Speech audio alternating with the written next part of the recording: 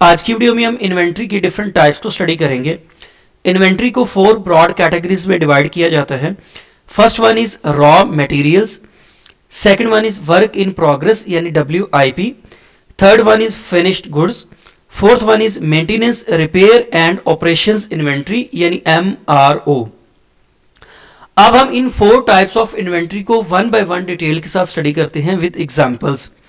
Raw materials, यहां पे word raw का मतलब होता है अनप्रोसेस्ड मटेरियल्स। वो मटेरियल्स जिनके ऊपर अभी प्रोसेसिंग होनी है उन्हें हम कहते हैं raw materials. The unprocessed materials which is used in production to create the finished goods, कि वो अनप्रोसेस्ड मटेरियल्स जिनको हम प्रोडक्शन प्रोसेस के अंदर यूज करते हैं फिनिश्ड गुड्स को बनाने के लिए, वो मटेरियल्स कहलाते हैं रॉ मटेरियल्स। ऐसा मटेरियल जिसके ऊपर डिफरेंट प्रोडक्शन प्रोसेसेस अप्लाई किए जाते हैं और फिर उस मटेरियल से फिनिश्ड गुड्स बनती हैं, वो अनप्रोसेस्ड मटेरियल कहलाता है रॉ मटेरियल। अब फॉर एग्जांपल लकड़ी से आप फर्नीचर आइटम्स बनाते हैं, फॉर एग्जांपल टेबल बनाते हैं, चेयर बनाते हैं, बेड बनाते हैं। अब ये जो टेबल, चेयर और बेड है ना, ये डिफरेंट अदर फर्नीचर आइटम्स हैं, ये फिनिश्ड गुड्स हैं। इनके लिए रॉ मटेरियल कौन सा यूज होता है? वो होता है वुड। अब ये जो लकड़ी है ना, ये हमारे पास अनप्रोसेस्ड मटेरियल है। लकड़ी के ऊपर डिफरेंट प्रोसेसेस अप्लाई किए जाते हैं जिससे लकड़ी टेबल, चेयर और डिफरेंट अदर फर्नीचर आइटम्स में ट्रांसफॉर्म हो जाती है। तो इस एग्जांपल के अंदर लकड़ी एज अ रॉ मटेरियल काम कर रही है कि वो मटेरियल्स जिनको हम प्रोडक्शन प्रोसेस के अंदर यूज करेंगे फिनिश्ड गुड्स को बनाने के लिए, उसे कहते हैं रॉ मटेरियल। इसी तरह हम एक एग्जांपल लेते हैं लेदर की। अब लेदर से हम क्या चीज़ें बना सकते हैं? लेदर से बैग्स बनते हैं, शूज़ बनते हैं, बेल्ट्स बन सकती हैं, ये डिफरेंट अदर प्रोडक्ट्स हम लेदर से बना सकते हैं। तो ये लेदर रॉ मटेरियल है, जबकि जो बैग्स हैं, शूज़ हैं, ये बेल्ट्स हैं, ये फिनिश्ड गुड्स हैं। और ये जो रॉ मटेरियल होता है ना, इसकी वर्थ कम होती है, लेकिन जब रॉ मटेरियल फिनिश्ड गुड्स में चेंज हो जाता है ना, तो उसकी वर्थ बढ़ जाती है। अब फॉर एग्जाम्पल हमारे पास लकड़ी का एक बड़ा सारा पीस पड़ा हुआ है, तो इसकी वर्थ कम होगी, लेकिन अगर उससे चेयर बन जाती है ना, या टेबल बन जाता है, या बेड बन जाता है, तो इसकी वर्थ मल्टीपल टाइम्स इंक्रीज हो जाती है।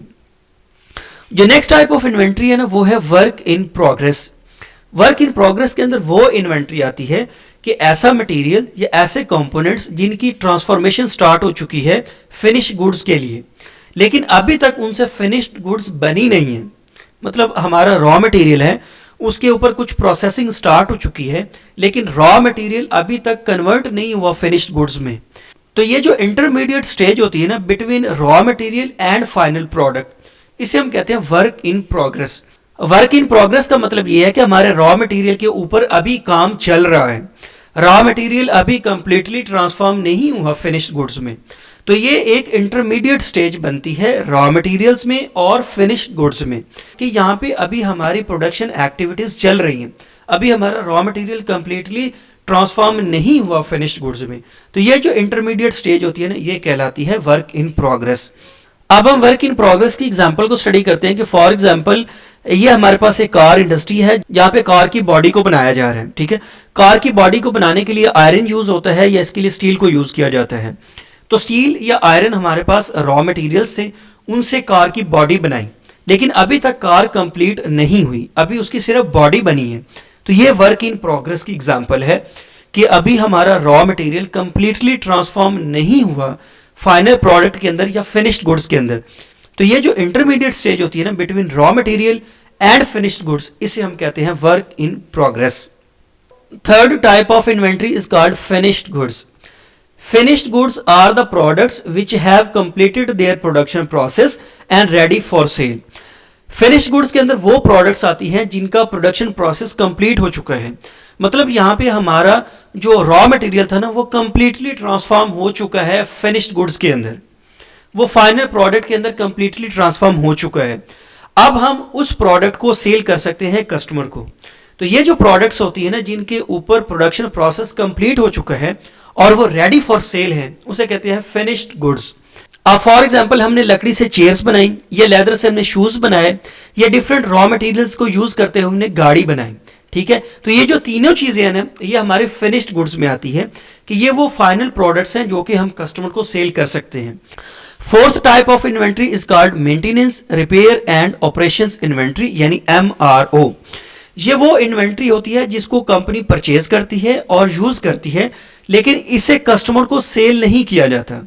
कस्टमर को जो प्रोडक्ट सेल की जाती है ना, ये इन्वेंट्री उसका पार्ट नहीं होती। ये इन्वेंट्री वो इन्वेंट्री होती है जो कि कंपनी के रूटीन बिजनेस ऑपरेशंस को चलाने के लिए यूज की जाती है। अब फॉर एग्जांपल एम्प्लॉयज ग्लव्स को यूज करते हैं पैकिंग के लिए।